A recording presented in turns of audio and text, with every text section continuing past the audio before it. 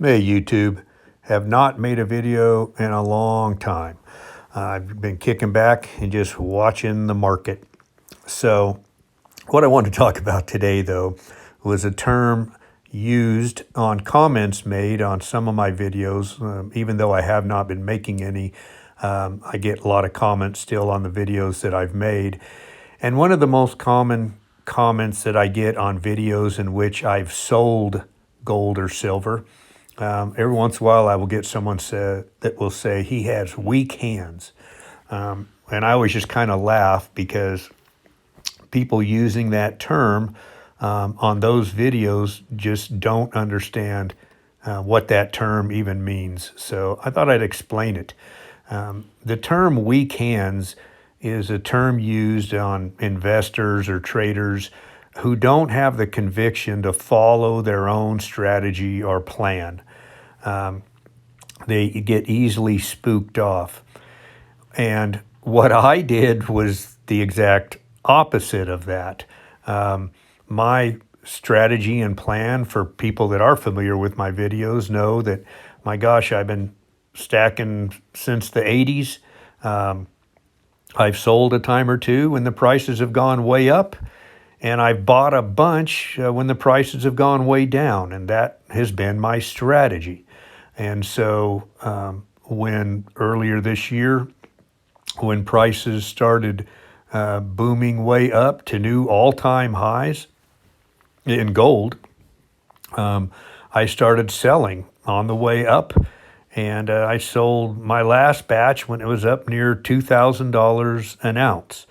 And that is exactly following my strategy. That is not weak hands. And with silver, I sold most of that when it was in the mid 20s, when it got up to 28, and when it got up to near 30. So again, it's important to remember what your strategy is and when you buy. Most of the gold that I purchased has been in the $1,100 range, and most of the silver that I've purchased has been in the $12 range.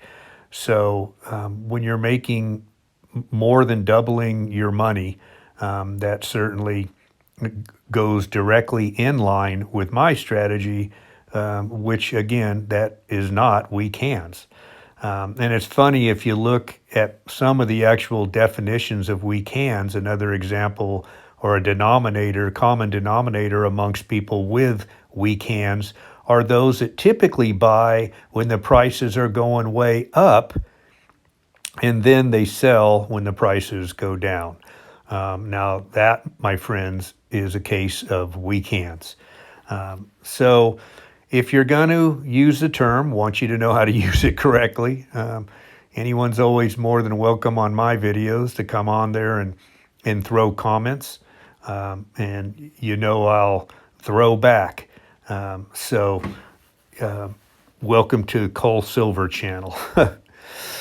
But the bottom line is this, man, I still got plenty of silver and I've still got plenty of gold. I always sell in increments. And the last increment that I sold in, I waited again to see if it would continue to go up, and it didn't. And I've been watching it go back down, and now silver is back in the 22s and gold is back into the 1700s, and where it will go next, nobody knows for sure. And if it stays this price or goes down lower, I'll continue to hold. And if it goes back and starts getting to new all-time highs again, I'll start selling again. And I'll continue that process till I'm out of precious metals, or until the prices drop so low, I'll start accumulating them again. So I just thought I'd clear that up with everybody. So like I've said so many times in so many of my videos, it's so important that you understand why you're stacking, what are your goals, and to sticking with your goals is very important. But it's also important to recognize if you're throwing good money after bad.